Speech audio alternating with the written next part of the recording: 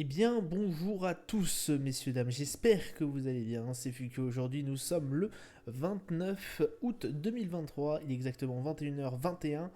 21. Les marchés du coup américains, comme d'habitude, n'ont pas clôturé, il reste grosso modo 1 heure avant leur fermeture. C'est pour ça que les valeurs risquent de bouger un peu, ainsi que les chiffres du Dow Jones et du Nasdaq, bien évidemment.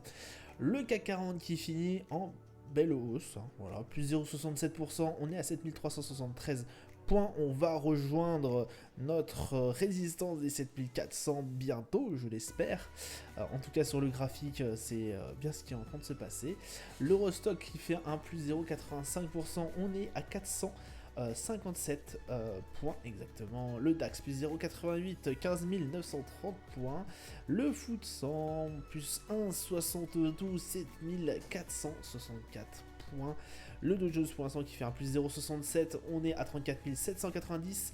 Le Nasdaq plus 1,69, 13 936. Le Nikkei 225 plus 1,73, on est à exactement, je sais pas, c'est pas marqué, c'est pas affiché, j'en suis désolé. Au niveau des chiffres clés, on a un pétrole Brent qui est à 85,50, donc il remonte quand même, plus 1,29.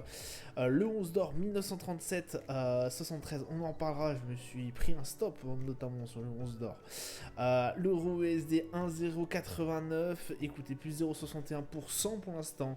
Le Bitcoin qui remonte fort, alors là on était à plus 7%, là on est vraiment à plus 7%, plus 5% en moins de 24 heures, vraiment ça a été assez fort. Alors plus 7%, oui, pardon, plus 7%. Bon écoutez, ça va vraiment, ça remonte très très fort, on va raccrocher potentiellement la barre des 28 000 dollars cette nuit, hein, potentiellement. Les 10 ans US qui se décontractent un peu, qui se détend, donc ça c'est pas mal du tout. Au palmarès du SRD, on a DBV Techno qui fait un plus 5,09, Avenir Télécom plus 3,90, Inot Pharma plus 3,77. Au niveau des plus fortes baisses, on a Carrefour moins 4,55, Metabolic Explorer moins 5,33, Nakon qui fait un moins 6,01. Alors, que s'est-il passé aujourd'hui? Eh bah, on a eu une très très bonne nouvelle. On a eu notamment le Jolts qui est sorti et qui est bien en dessous. Alors déjà qu'on tablait sur une réduction, sur une baisse de l'emploi. Et là, vraiment, ça s'est encore mieux passé. On a un chiffre effectivement au niveau du travail qui redescend d'un cran et ça fait extrêmement du bien au marché. Je vous réexplique pas le processus, pourquoi les marchés se satisfont de cette bonne nouvelle, j'ai envie de vous dire, sur le Jolt. Parce qu'effectivement, beaucoup vous diront, mais attendez, enfin, ils sont contents que le le marché du travail aille mal. Bah oui, puisque je vous rappelle quand même qu'on est en contexte toujours inflationniste et que la Fed surveille ça de très près. Donc écoutez, voilà, encore mieux que prévu, vraiment une forte baisse. Et donc forcément, les indices ont extrêmement bien pris cette nouvelle.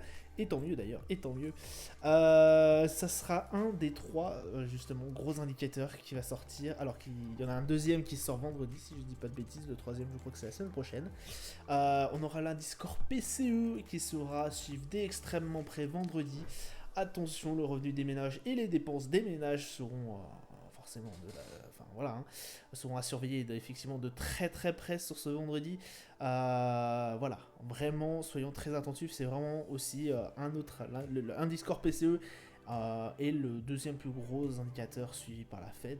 Ou le premier indicateur suivi par la Fed, notamment après forcément l'inflation. Hein, je ne compte pas l'inflation dedans. Mais voilà, c'est après on a le JOLTS, effectivement, l'emploi, c'est vraiment voilà, très très surveillé. Et puis on a tout ce qui est le paiement non agricole, bien évidemment, aussi par la suite. Voilà un peu ce qui nous a perturbé et qui nous a satisfait, puisque je vous rappelle que quand on a clôturé, les marchés, non, quand on a débuté avec la séance de Wall Street, vraiment on était sur une tendance mi-figue, mi-raisin, on était vraiment sur du neutre, hein, quoi. Donc, bah écoutez, ça nous a vraiment bien poussé. Le Nasdaq qui gagnait en début de journée, vraiment ouais, en début de séance. Je crois qu'on était à plus 0,3%, je crois. Le Dow Jones, je crois qu'on était vraiment ouais, mi-figue, mi-raisin, pareil, vraiment sur du neutre, on était à plus 0,03 ou bêtises comme ça. Donc là, ça a vraiment boosté les marchés. C'était été vraiment une très très belle nouvelle. Calendrier d'annonce économique, on a eu GFK, l'indice des confiances des consommateurs qui a été en berne, oui, plus en berne que attendu, mais ça n'a pas énormément provoqué le marché. Alors on a eu quand même une petite baisse pendant un moment, hein, sur le début de matinée, en tout cas sur la plupart des indices. Sur la plupart des indices européens. Mais après, forcément, avec le Jolt, ça nous a permis de bien remonter. Et voilà. On attendait un 9,465 milliards. On a 9,465 millions. On a eu que 8,827. Donc, qu'est-ce que ça veut dire? On a créé moins d'emplois que ce qui a été prévu, et ça tant mieux, puisqu'effectivement du coup le marché a extrêmement apprécié, puisque je vous rappelle qu'on tablait vraiment sur on tablait sur vraiment une prévision en hausse. Bizarrement, je croyais que c'était en baisse.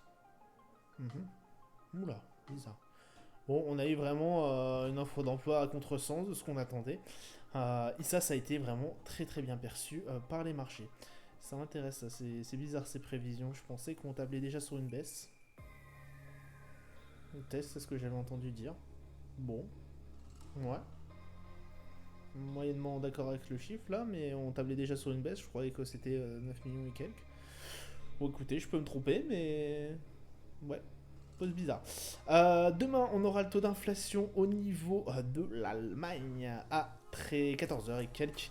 À suivre d'assez près, je vous rappelle, l'Allemagne est en récession en ce moment même.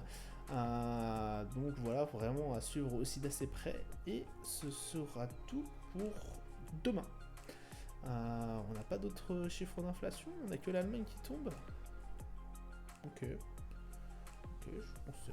Bon, je dois rêver en ce moment, c'est pas possible. Sur les marchés, on a un CAC 40 pour l'instant qui est à 7388, comme je vous le disais, hein, ça monte encore. On est pratiquement proche des 7400 points. Cette résistance qui nous tient j'ai envie de dire, en haleine depuis bientôt un peu plus de 3 mois. Puisqu'on a intégré cette range aux alentours de mai, hein, début mai, milieu mai, pardon. Milieu mai, début juin. Donc écoutez, ouais, ça fait un bon bout de temps. On a fait le yo-yo, hein, forcément, entre les 7004 et les 7100, avec une grosse résistance au 7004 et bien évidemment le gros support au 7100. Un RSI aux alentours des 57, donc on est bien au-dessus pour l'instant, et j'espère de la moyenne de 50, bien évidemment. Avec un MACD, lui, qui commence à changer de tendance, potentiellement une tendance haussière qui s'en dégagerait. Pour moi, le gros point va être les 7400 points. Attention aux 7005 qui peuvent être aussi un revers, on l'a bien vu ici, hein, qui nous a bien stoppé avec une grosse descente par la suite qui nous a fait revenir sur les 7400 et après avec un cap baissier extrêmement baissier. Ça s'est vu ici, mais sinon vraiment ce niveau des 7400 va être très très compliqué à passer. On a un DAX qui lui aussi remonte bien fort, 53 au niveau du RSI, tant mieux. Le MACD qui commence aussi, les MACD baissiers commencent aussi à changer de tendance un peu. On est aux alentours des 16 000, on est à 15 960 exactement. Là, le niveau des 16 000, je me rapproche, hein, désolé pour le bruit du micro, mais je me rapproche un peu. Ça m'évitera de vous dire des bêtises au niveau des chiffres. Au niveau des 16 000, du coup, grosse résistance. Notre support, comme d'habitude, 15 600, il a encore bien tenu, hein, sur cette fameuse ligne.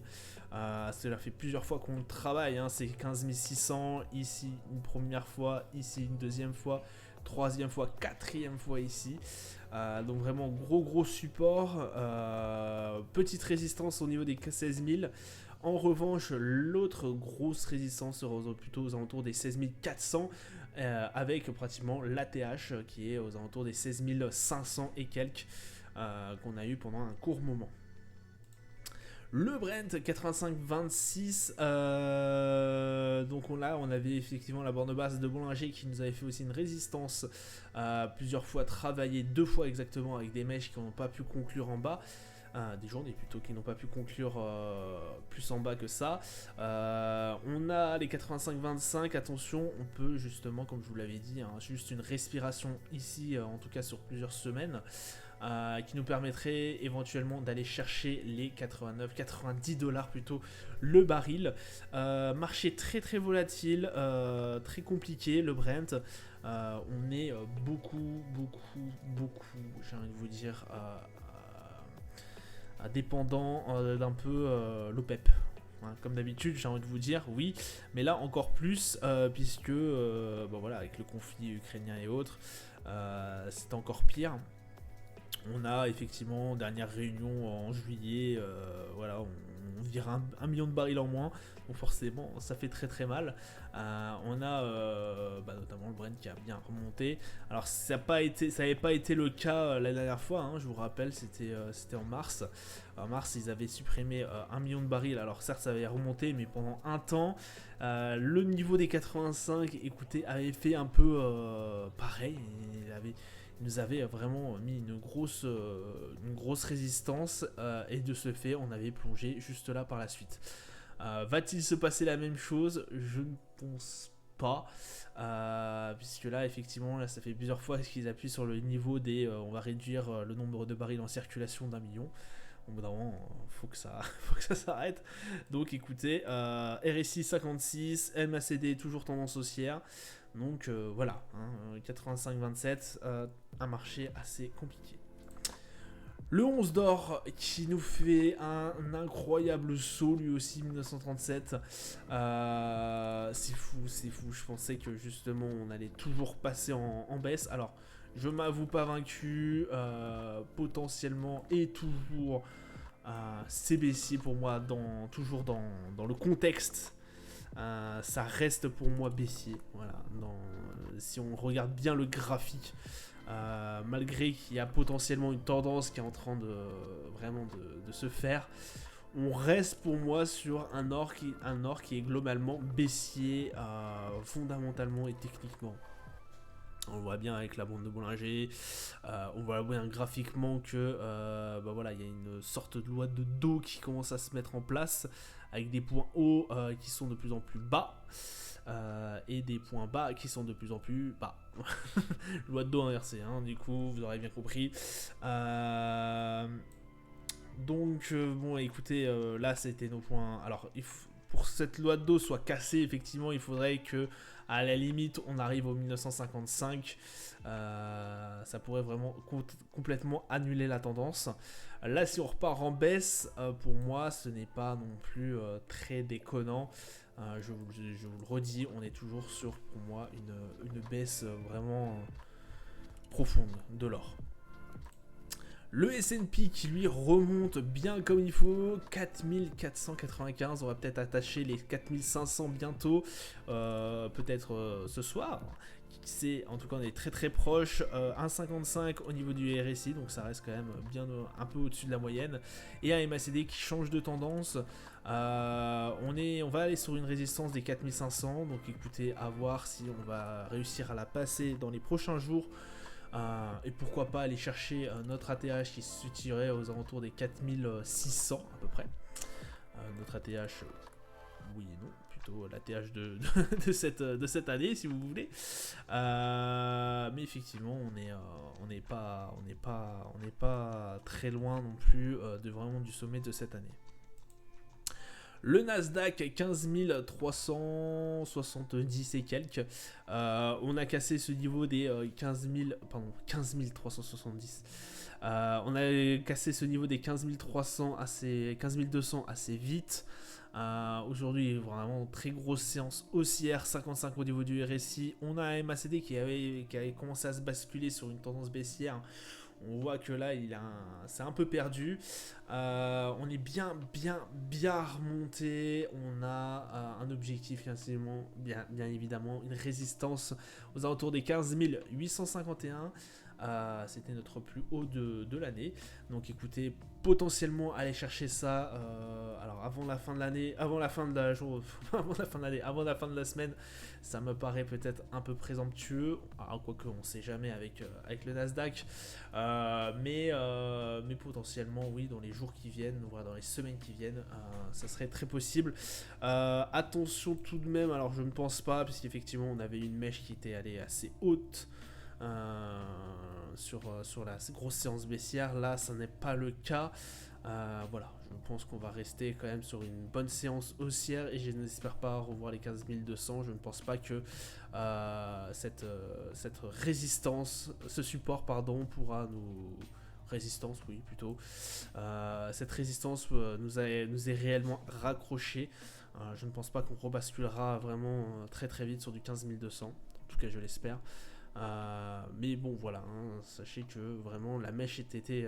Les positions acheteuses ont été nettement plus fortes. Et on voit bien que les positions vendeuses, là, je pense qu'elles ont été toutes annulées. Voilà. Le Dow Jones qui rebondit bien. Alors, je vous avais quand même dit, malgré que je vous ai dit que l'or allait redescendre, et je pense que fondamentalement, je n'ai pas tort, et que sur du long terme, à mon avis, l'or va basculer. Si l'or ne bascule pas, veuillez m'en excuser. Moi, en tout cas, j'ai tradé là-dessus. Alors, certes, je viens de me prendre quand même un stop, mais pas le dernier. Le Dow Jones, par contre, lui, je l'ai tradé à la hausse et ça s'est bien passé, comme le Nasdaq, de toute façon, sur de l'emploi comme ça, c'est vraiment cadeau. Sur une journée comme ça, j'ai envie de vous dire, avec de telles annonces, pour moi, c'est un réel plaisir. 51 au niveau du RSI, donc quand même, on reste tout juste au-dessus. On est à 34 830. Bon, à voir par la suite, mais les 35 243 sont largement atteignables, ce qui constituerait notre résistance. Et notre support, bien évidemment, notre gros support des 34 300, lui, nous a permis bien évidemment de bien remonter la pente.